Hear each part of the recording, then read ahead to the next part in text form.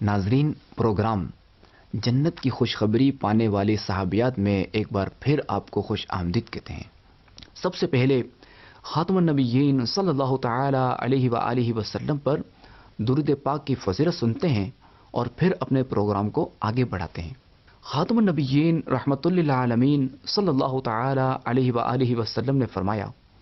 بے شک اللہ کریم نے ایک فرشتہ میری قبر پر مقرر فرمایا ہے جسے تمام مخلوق کی آوازیں سننے کی طاقت دی ہے، پس قیامت تک جو کوئی مجھ پر درود پاک پڑھتا ہے تو وہ مجھے اس کا اور اس کے باپ کا نام پیش کرتا ہے، کہتا ہے فلاں بن فلاں نے آپ پر اس وقت درود پاک پڑھا ہے، صلو علی الحبیب صلی اللہ علی محمد صلی اللہ علیہ وآلہ وسلم۔ اے عاشقان صحابہ و اہل بیت، آج ہم جنت کی بشارت پانے والی جن خاتون کا تذکرہ سنیں گے انہیں یہ اعزاز حاصل ہے کہ وہ خود صحابیہ، ان کے والد صحابی، دادا صحابی، بیٹے صحابی، بھائی صحابی، بہن ام المؤمنین، حواری رسول اور عشرہ مبشرہ میں شامل ہو کر جنت کی بشارت پانے والے صحابی حضرت زبیر بن عوام رضی اللہ تعالی عنہ کی رفیقہ حیات ہیں۔ الغرض ہر طرف سے انہیں یہ سعادت بھری نسبتیں حاصل ہیں۔ نام ہیں جن کا حضرت اسماء بنت ابو بکر صدیق رضی اللہ تعالی عنہما۔ تو آئیے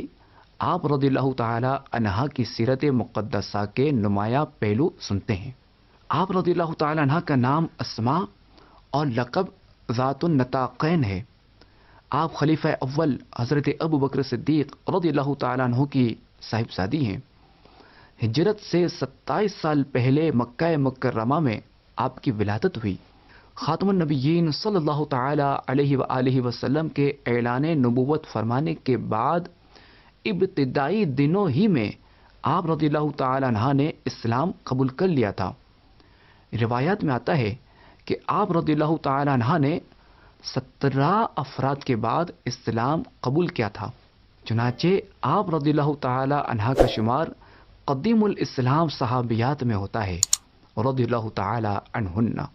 آپ رضی اللہ تعالی عنہ کی اسلام سے محبت اور کفر سے عداوت بے مثال تھی کہ ایک مرتبہ آپ رضی اللہ تعالی عنہ کی ماں قطیلہ، جس نے اسلام قبول نہیں کیا تھا، ایک بار آپ رضی اللہ تعالی عنہ کے لیے کچھ تحفے لے کر آئی، لیکن آپ رضی اللہ تعالی عنہ نے انہیں لینے سے انکار فرما دیا اور حضرت عائشہ صدیقہ رضی اللہ تعالی عنہ کے ذریعے خاتم النبیین صلی اللہ تعالی علیہ وآلہ وسلم سے اس بارے میں سوال کیا، تو آپ علیہ الصلوۃ والسلام نے انہیں قبول کرنے کی اجازت عطا فرمائی۔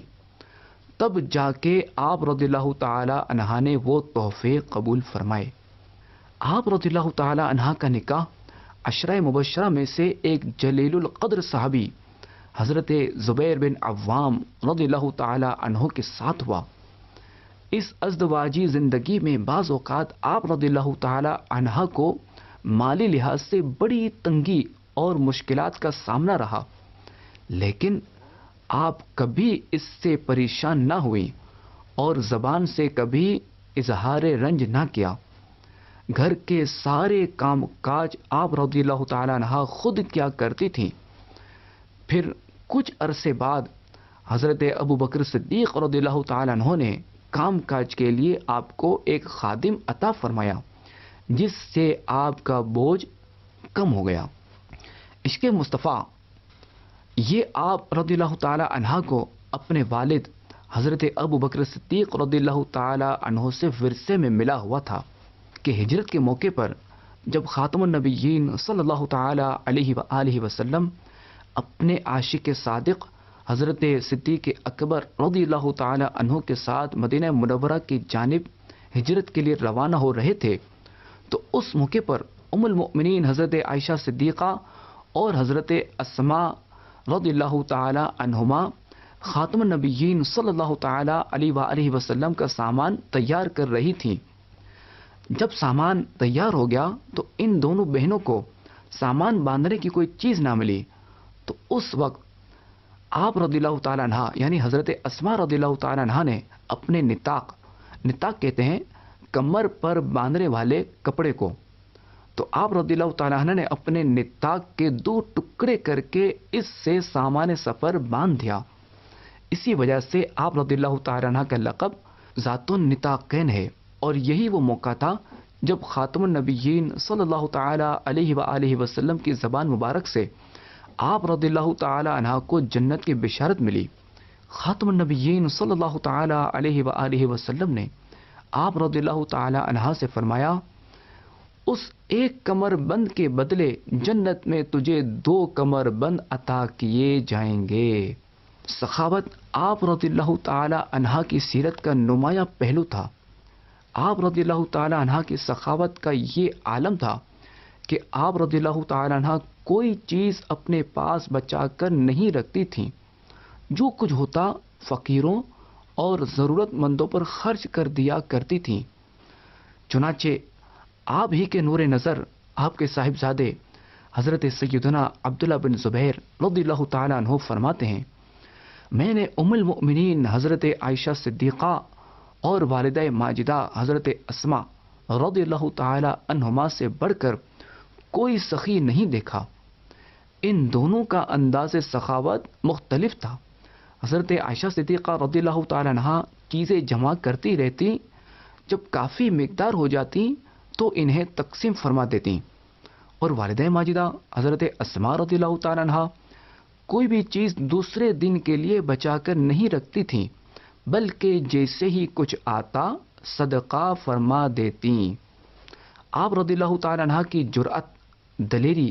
اور حق گوئی بھی بے مثال تھی کہ وقت کے ظالم حاکم حجاج بن یوسف کے سامنے آپ رضی اللہ تعالی عنہ نے جس جرأت اور دلیری کا مظاہرہ فرمایا، تاریخ میں اس کی مثال بہت کم ملتی ہے۔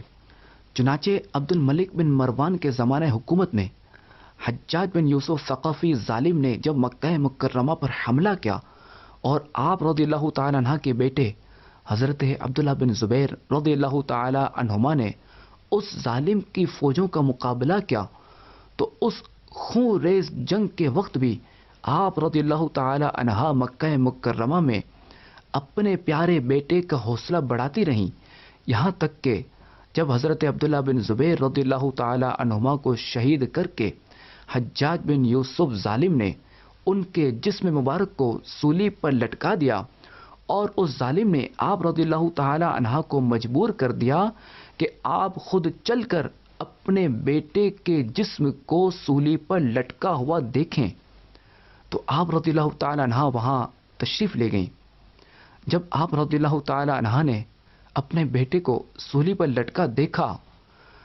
تو اس وقت نہ تو آپ رضی اللہ تعالی عنہ نے آہو بکا کیا، نہ ہی کوئی رونا دھونا کیا، نہ ہی کوئی بلبلائیں، بلکہ کمال صبر کا مظاہرہ کیا۔